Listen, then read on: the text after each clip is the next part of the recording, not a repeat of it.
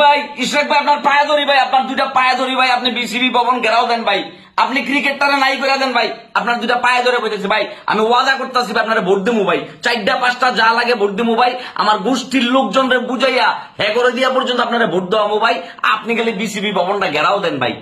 যে দুর্দান্ত ক্রিকেট আমরা খেলছি ভাই, আপনি বিসিবি ভবনটা ঘেরাও দেওয়ার ব্যবস্থা করেন, বাকি কাজ বাংলাদেশের ক্রিকেট ফ্যানরা করে নেবো ভাই। আমরা দুর্দান্ত ক্রিকেট খেলছি ভাই, পুরো বিশ্ব ইতিহাসের ক্রিকেট ইতিহাসের কলঙ্কিত অধ্যায় কেমনে করে রচনা করতে হয় ওই জিনিস আমরা করছি ভাই। সারা বাংলায় খবর দে, বিসিবির খবর দে। ইশাক ভাই আপনার আমরা খুঁজতেছি ভাই, আপনি একমাত্র পারেন শুধুমাত্র এই নরক যন্ত্রণা থেকে আমাকে মুক্তি দিতে ভাই। আন্নে যদি চান ভাই তাহলে আমরা একমাত্র বাঁচি যাবো ভাইয়া, প্লিজ। ইশাক ভাই আপনার দুইটা পায়ে ধরে বলতেছি ভাইয়া, আপনি যে কোনো মূল্যে, যে কোনো ভাবে, যে কোনো উপায়ে এই বিসিবিটাকে আপনি ঘেরাও করবার ব্যবস্থা করেন ভাইয়া। মানে আমরা জাস্ট টায়ার্ড হয়ে গেছি গো ভাইয়া, এই ধরনের ব্যাটিং দেখতে দেখতে দেখতে দেখতে আমরা ক্লান্ত ভাইয়া, ক্লান্ত হয়ে গেছি ভাই।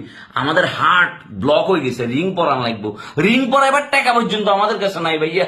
প্লিজ আমাদেরকে মুক্তি দেন, বাংলাদেশের ক্রিকেট ফ্যানদেরকে জাস্ট মুক্তি দেন। আর ওই ঠান্ডার ছেলেদেরকে কিছু বলবার দরকার নেই ভাইয়া, তারা টাকা আছে, নারী আছে, গাড়ি আছে, বাড়ি আছে, সম্মান আছে, বিমান আছে, সবকিছু আছে তাদের জীবনে, খালি ক্রিকেটটা নাই, খালি খেলাটা নাই তাদের জীবনে, আর বাকি সবকিছু আছে। আর আরেকটা জিনিস, লজ্জা নাই ভাইয়া, প্লিজ আপনি ঘেরাও দেন।